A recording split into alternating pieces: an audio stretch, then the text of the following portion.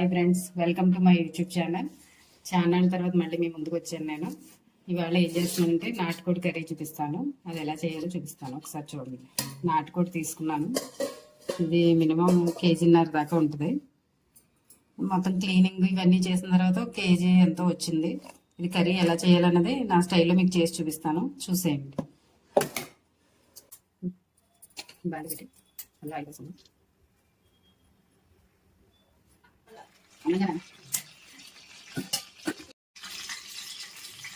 తాగింది. ఇందులో ఒక కరివేపాకు,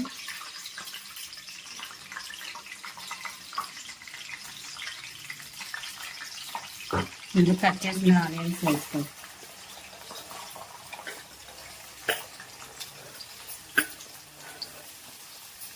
ఉల్లిపాయ ముక్కలు దూరగా వేగాలి. బాగా మగ్గబెట్టుకోవాలి. ఇవి ఎంత ఎగితే కూర అంత టేస్ట్గా ఉంటుంది. వేగడానికి కొంచెం టైం పడుద్ది. ఇప్పుడు ఉల్లిపాయ వేగిందో లేదో ఒకసారి మూత తీసి చూద్దాము. ఉల్లిపాయ చూడండి, మంచి కలర్ వచ్చింది. ఉల్లిపాయ ఇలా వేసుకోవాలి. ఇలా వేపుకోవడం వల్ల ఏంటంటే ఇందులో కొంచెం లైట్గా స్వీట్నెస్ వచ్చి కర్రీ టేస్ట్గా ఉంటుంది. పచ్చి పచ్చిగా ఉంటే కర్రీ మీకు బాగోదు. ఇలా వేపుకోవాలి దోరగా. ఇప్పుడు ఇందులో పచ్చిమిర్చి వేద్దాం.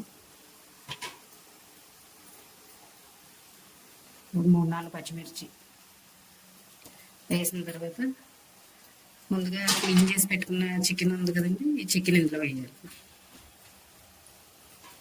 చికెన్ అంతా ఇందులో వేసుకోవాలి. ఇది ఎక్కువగా కడగకూడదు. ఆల్రెడీ వీడు కట్టు దగ్గర క్లీన్ చేసేస్తాడు. మనం ఇంటికి తెచ్చుకొని 1-2 సార్లు కడుక్కుంటే చాలు. ఇది ఎక్కువగా కడిగితే ఇందులో టేస్ట్ అంతా పోతుంది. బాగా కలుపుకోవాలి.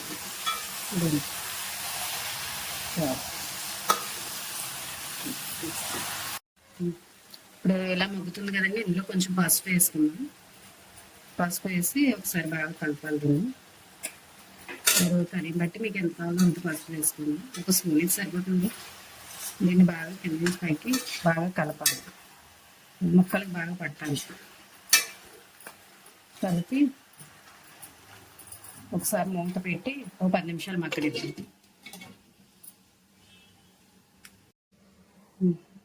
ఇప్పుడు ఇది మూత తీసి చూద్దామండి ఎంతవరకు మగ్గిందో ఒకసారి.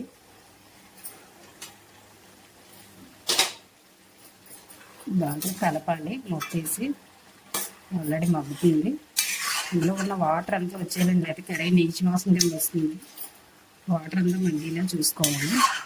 ఇది కొంచెం మగ్గింది కదా. ఇప్పుడు ఇందులో మసాలా చూపిస్తాను మీకు. మసాలా వేయాలి ఇందులో. అదేంటన్నది ఒకసారి చూపిస్తాను చూడండి. ఇది ఇందులో కొబ్బరి, జీలకర్ర, అల్లం వెల్లుల్లి పేస్టు, చెక్క, లవంగ, ఇలాచి, ఇవి గసగసాలు ఇవన్నీ వేసి బాగా పేస్ట్ చేసుకోవాలి. ఇది ముద్ద చేసుకుంటేనే బాగుంటుందండి కర్రీకి. పౌడర్లు అవి వేస్తే కర్రీ టేస్ట్ బాగోదు. ఇలా పేస్ట్ చేసి వేసుకోవాలి. ఇప్పుడు ఈ పేస్ట్ ఇందులో వేద్దాం.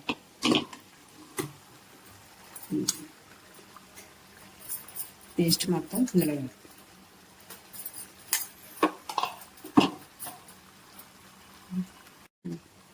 పేస్ట్ వేసి ఒకసారి బాగా కలుపుకోవాలి.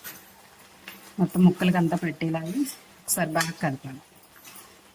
కలిపి ఈ మసాలా అంతా కూడా పచ్చివాసన రాకుండా ముక్కలకు పట్టి బాగా మగ్గేలాగా ఒక 15 నిమిషాలు బాగా మగ్గనివ్వాలి. దీన్ని ఇలా మొత్తం అంతా ముక్కలకు పెట్టాలి. చూడండి నేను ఎలా చేస్తున్నాను చూడండి. అలా కలపాలి. ఇదంతా బాగా ముక్కలకు పట్టించి ఒక 15 నిమిషాలు మూత పెట్టి వదిలేద్దాం దీన్ని. ఇప్పుడు ఈ చికెన్ ఎంతవరకు మగ్గిందో ఒకసారి చూద్దామండి. మూత తీసి ఇదిగోండి ఇలా వచ్చింది చూడండి. నీరంతా లాగేస్తుంది. ఆయిల్ తేలుతుంది చూసారా, ఇలా రావాలి. ఇప్పుడు ఇందులో కొంచెం కొత్తిమీర వేసుకుందాం. కొత్తిమీర వేసి ఒకసారి కలుపుతాం. చికెన్ కొత్తిమీర వేసి బాగా మగ్గబెట్టాలి. ఇది మగ్గిన చూడండి ఒకసారి. ఇలా మగ్గుతున్నప్పుడు ఇందులో కారం వేయాలి. కొంచెం కర్రీకి తగ్గట్టుగా. నాటుకోడి కదండి, కొంచెం కారం ఎక్కువగానే పడుతుంది. కారం ఎక్కువ ఉంటేనే టేస్ట్ పడుతుంది. మీరు ఎక్కువగా తినలేకపోతే మీరు మీ కారం బట్టి వేసుకోండి. మీకు కారం 1-2 స్పూన్లు వేస్తున్నాను. కొంచెం వేస్తున్నాను, సరిపోతుంది. ఎందుకంటే ఆల్రెడీ మసాలా పచ్చిమిర్చి ఇవన్నీ వేసాం కదా, అది చూసుకొని కారం తగ్గట్టుగా వేయండి. ఒకసారి బాగా కలుపుకోండి. కారం వేసి ఇలా కలిపి ఒక 10 నిమిషాలు మళ్ళీ మూత పెట్టి మగ్గనివ్వండి. ఒక 10-15 నిమిషాలు మళ్ళీ బాగా కలిపిన తర్వాత మూత పెట్టి కాసేపు మగ్గనివ్వండి.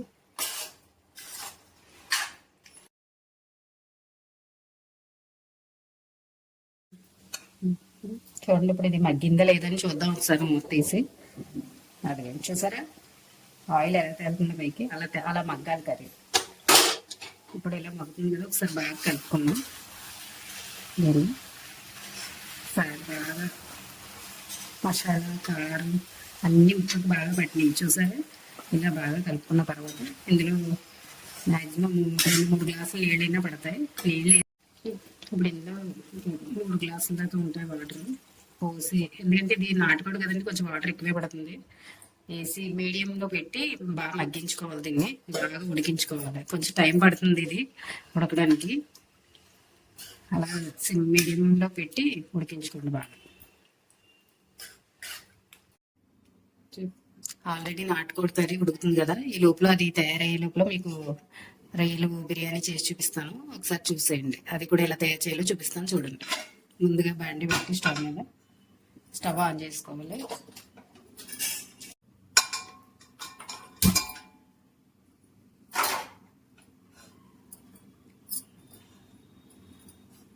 బాగా హీట్ ఎక్కిందిలో చూడండి.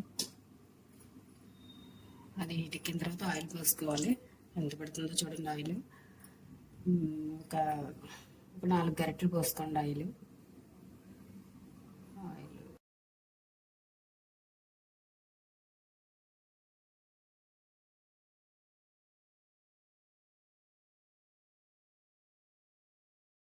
అందులోనే ఒక 2 గరిటెలు నెయ్యి కూడా వేస్తున్నాను చూడండి.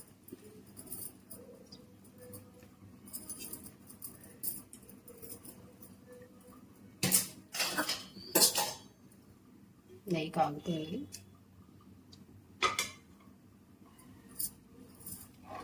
నెయ్యి బాగా కాగుతుంది చూడండి. కాగిన తర్వాత ఇందులో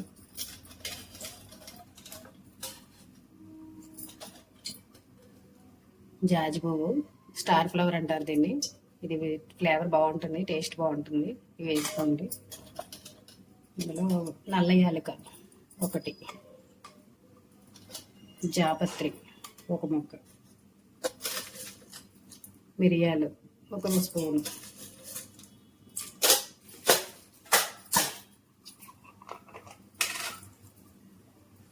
లవంగాలు 10,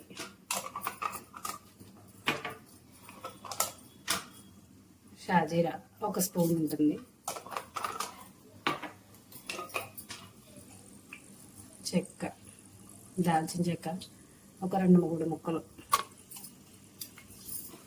మసాలా మీరు తిన్నదాన్ని బట్టి చూసి వేసుకోండి. అందరూ పాటుగా తినరు కాబట్టి మీరు ఎంత తినగలిగితే అంత మసాలా వేసుకోండి.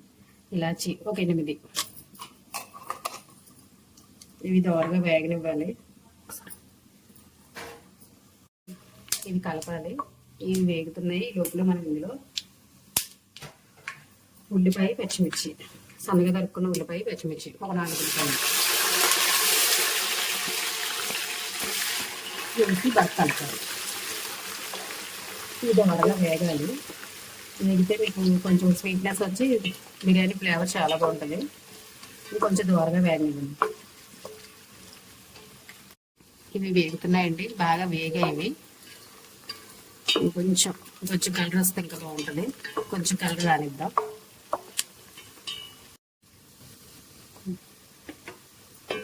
ఇది వేగిందండి బాగానే. ఇప్పుడు ఇందులో వేద్దాం, ఒకసారి చూద్దాం. ఇందాక కొంచెం గరం మసాలా పేస్ట్ ఉంచాను, కర్రీలో వేసింది, అది వేస్తాను. కొంచెం అల్లం వెల్లుల్లి పేస్ట్, అల్లం వెల్లుల్లి ఫ్రెష్గా నూరుకోవాలండి, అప్పుడే టేస్ట్ బాగుంటుంది. 1 స్పూన్ వేసి బాగా అడుగు పెట్టుకోండి, బాగా కలుపుకోవాలి. ఇది ఒక 5 నిమిషాలు చేస్తాం. ఒక 5 నిమిషాలు మగ్గిన తర్వాత ఇందులో టమాటా ముక్కలు వేసుకున్నామండి. ప్రాన్స్ బిర్యానీకి ఎప్పుడు టమాటా వేసుకుంటే చాలా టేస్ట్ బాగుంటుంది. మీరు ట్రై చేయండి ఒకసారి. ఇందులో టమాటా ముక్కలు వేస్తున్నాను. టమాటాలు, ఒక 2 టమాటాలు, అంటే క్వాంటిటీ బట్టి నేను తీసుకున్న దానికి 2 పడ్డాయి. కొంచెం కొత్తిమీర, పుదీనా, కొంచెం కొత్తిమీర బాగా కలపాలి. 10 నిమిషాలు మగ్గనిద్దా ఉంది నాకు దీన్ని. కొంచెం టైం పడుతుంది. టమాటాలో వాటర్ ఉంటుంది కదా, ఆ వాటర్ వచ్చి కొంచెం మగ్గాలి. టైం పడుతుంది 10 నిమిషాలు. మళ్ళీ చూద్దాం ఒక 10 నిమిషాలు పట్టి.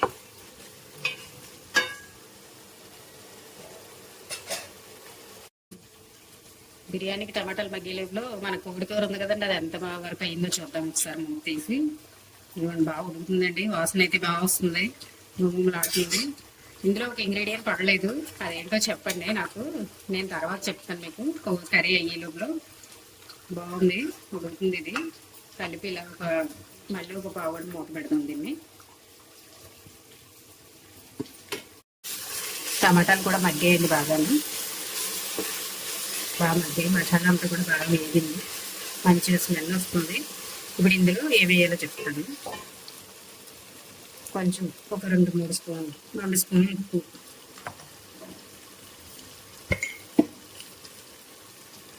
ఒక స్పూన్ కారం, కొంచెం ఒక 1/2 స్పూన్ పసుపు,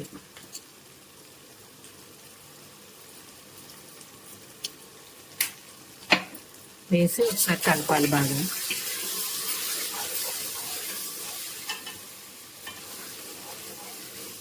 ఈ బాగా కలిపిన తర్వాత, ఏం బిర్యానీ చెప్పానండి నేను, రొయ్యల బిర్యానీ కదా, ఇందులో కావాల్సిన రొయ్యలు మీకు చూపిస్తాను చూడండి. ఇవి కిలో తీసుకున్నాను నేను, అవి చేయిస్తే ఒక 3/4 కేజీ దాకా వచ్చాయి.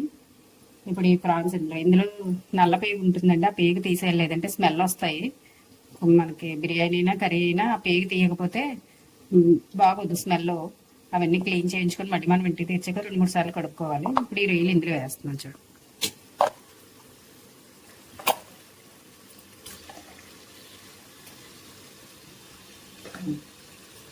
వేసి బాగా కలపాలి. రొయ్యలు మసాలా అంతా పట్టాలి రొయ్యలకి, ఎందుకంటే రొయ్యల్లో కూడా వాటర్ ఉంటుందండి, వాటర్ రిలీజ్ అవుద్ది.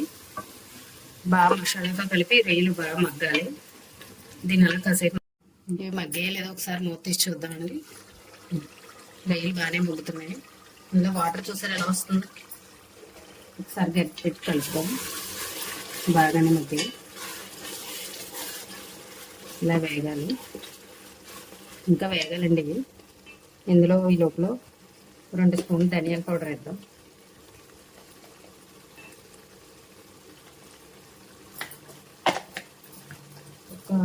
ఒక స్పూను గరం మసాలా అండి, ఇది ఇంట్లో చేసిందే. ఇది నేను ఒక స్పూన్ వేస్తున్నాను, టేస్ట్ బాగుంటుంది. వేసి బాగా కలిపి మళ్ళీ 10 నిమిషాలు మగ్గనివ్వాలి. ఇది ఆయిల్ తేలాలండి పైకి, అంతవరకు మగ్గనివ్వాలి. కలిపి మూత పెడతాం. ఇప్పుడు మూత పెడతాం.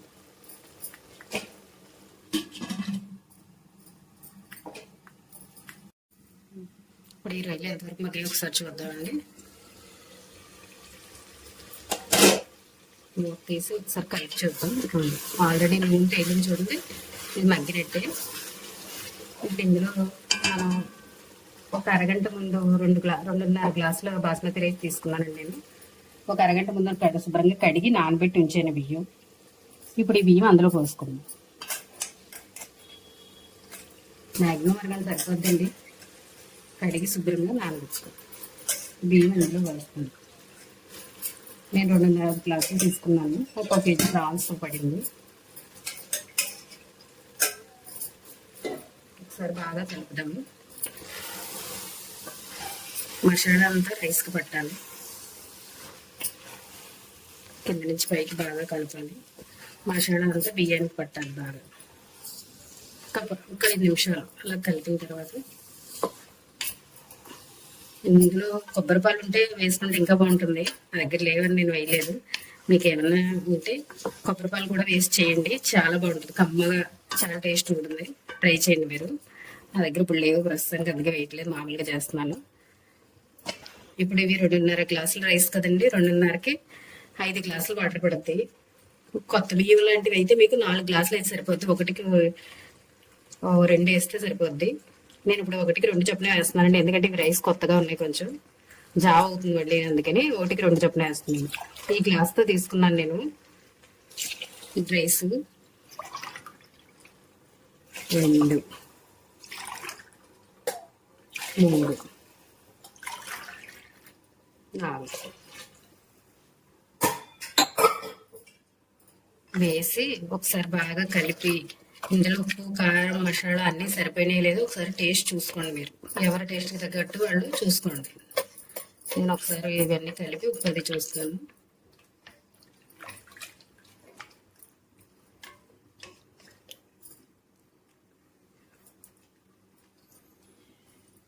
మీకైతే కొంచెం ఉప్పు పడుతుందండి, కొంచెం ఉప్పు వేసుకుంటున్నాను నేను.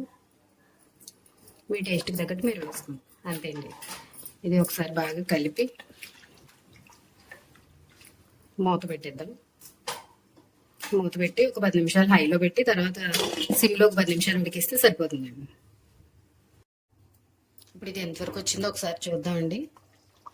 ఆల్మోస్ట్ అయిపోయినట్టు, ఇది ఒక 10 నిమిషాలు అయితే అయిపోతుంది. ఇందులో ఇప్పుడు ఏం వేయాలంటే కొంచెం ధనియాల పొడి, ఒక స్పూన్ ధనియాల పొడి. ఇందాక చెప్పాను కదా ఒక ఇంగ్రీడియంట్ వేయలేదని, సాల్ట్ అండి. సాల్ట్ ముందుగా వేస్తే నాటుకోడి ఉడకదు, అందువల్ల లాస్ట్న చికెన్ ఉడికిందా లేదో చూసుకొని అప్పుడు సాల్ట్ వేయాలి. ఆల్రెడీ నేను ముక్క పట్టుకొని చూసాను, ఉడికిపోయింది. ఇప్పుడు ఇందులో ఉప్పు వేస్తున్నాను నేను. ఎవరి టేస్ట్కి తగ్గట్టు వాళ్ళు వేసుకోండి. నేను 1.5 వేస్తున్నాను. వేసి ఒకసారి బాగా కలపాలి. ఇప్పుడు ఉప్పు ధనియాల పౌడర్ వేసాను కదా, ఇంకొక 10 నిమిషాలు టైం పడుతుందండి ఇది మగ్గడానికి. ఇంకా కొంచెం మగ్గాలి, ఇంకా కొంచెం గ్రేవీ ఇంకా కొంచెం థిక్గా రావాలి. థిక్గా వస్తే బాగుంటుంది. ఇంకో 10 నిమిషాలు, ఉప్పు ఇప్పుడే కదండి వేసాం, కొంచెం బాగా ముక్కలు పట్టాలి, అందుకని ఇంకొక 10 నిమిషాలు ఉడకనిద్దాం దీన్ని. సరే అండి, ఇప్పుడు మూత పెట్టి ఇంకో 10 నిమిషాలు దీన్ని ఉడకనిద్దాం. ఇప్పుడు బిర్యానీ ఎంతవరకు వచ్చిందో ఒకసారి చూద్దామండి. ఇలా మూత తీసి ఆల్రెడీ చూసారు అది ఉడుకుతున్నదాన్ని ఒకసారి ఇలా కలిపి, ఇప్పుడు ఇందులో మీకు ఒక సీక్రెట్ చెప్తాను. ఇందులో జాజికాయ అండి, ఇది మీకు గరం మసాలా సామాన్లతో పాటు అడిగితే ఇస్తాడు జాజికాయ. ఇది ఇందులో గ్రేట్ చేసి పౌడర్ చల్లుకోవాలి పైన, దీనివల్ల ఫ్లేవర్ చాలా బాగుంటుంది, ట్రై చేసి చూడండి. ఇప్పుడు ఇందులో గ్రేట్ చేస్తున్నాను. అంటే కొంతమంది బిర్యానీతో పాటు ఫస్ట్ వేయించేస్తారు, అలా కాకుండా ఇది ఉడుకుతున్నప్పుడు ఇందులో ఇలా గ్రేట్ చేస్తే పౌడరు టేస్ట్ చాలా బాగుంటుంది. ఇది మరీ ఎక్కువ వేయకూడదండి, ఎక్కువ వేస్తే టేస్ట్ ఒకరిగా వస్తుంది. సరిపడగా ఎంత క్వాంటిటీని బట్టి సరిపడగా చూసి వేసుకోండి. నేనైతే చిన్న ముక్క వేసాను. ఒకసారి బాగా కలుపుకోండి. ఇలా కలిపి మంట మీడియంలో పెట్టుకోవాలి. ఆల్రెడీ ఉడుకుతుంది కాబట్టి మంట తగ్గించేసి సిమ్లో పెడుతున్నాను.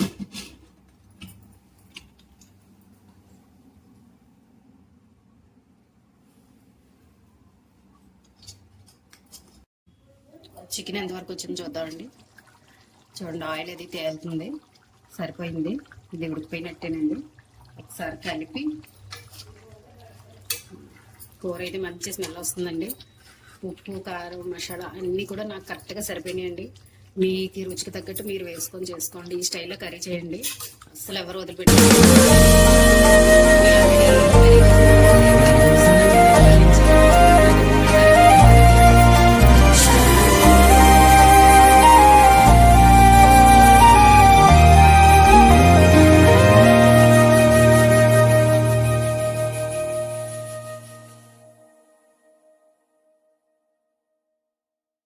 అయిపోయింది ఇది. ఇందులో కొంచెం కొత్తిమీర వేసుకొని స్టవ్ ఆఫ్ చేసేస్తాను.